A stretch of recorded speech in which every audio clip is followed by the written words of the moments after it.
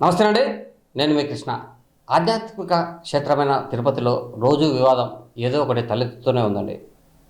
ఒక మద్యం సేవించిన ఒక సైకో ఏకంగా గోవిందరాజస్వామి గుడి గోపురాన్ని ఎక్కి తనకు 90 ml మద్యం కావాలని చెప్పి పోలీసులను డిమాండ్ చేశాడు.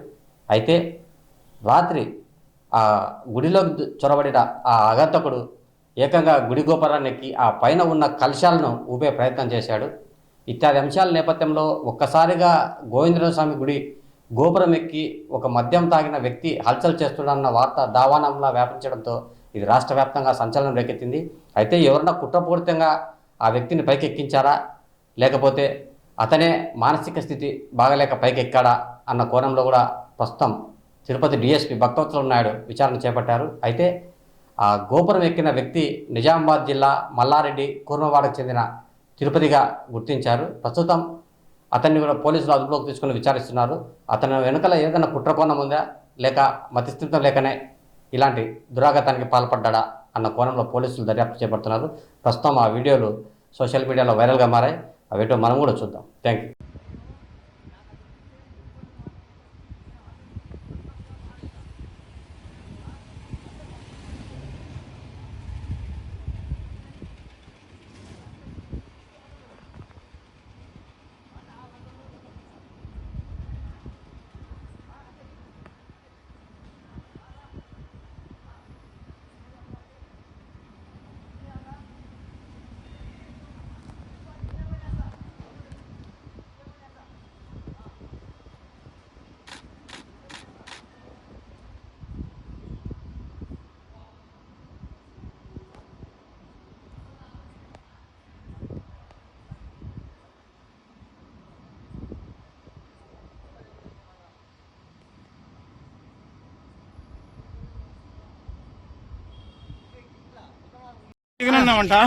ఫుల్ ఇస్తే కానీ దిగనన్నావంట. ఫుల్ గా సార్ 90 మంది అడిగినా ఫుల్ గా 90 మంది అడిగినావా? దేవుడి పైకి ఎక్కడం కరెక్ట్ కదా, తప్పే అని చెప్పి సార్. తప్ప కదా, తప్పు ఒప్పుకున్నట్టే కదా, తప్పు ఒప్పుకున్నట్టే. ఆ టెక్నిక్ కరెక్ట్ కాదు కదా, కాదు రే, తప్పు ఒప్పుకోవాలి కదా.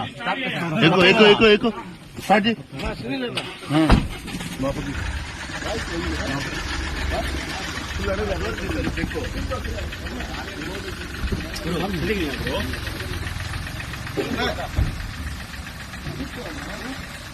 ಇಲ್ಲ ಇಲ್ಲ ಇಲ್ಲ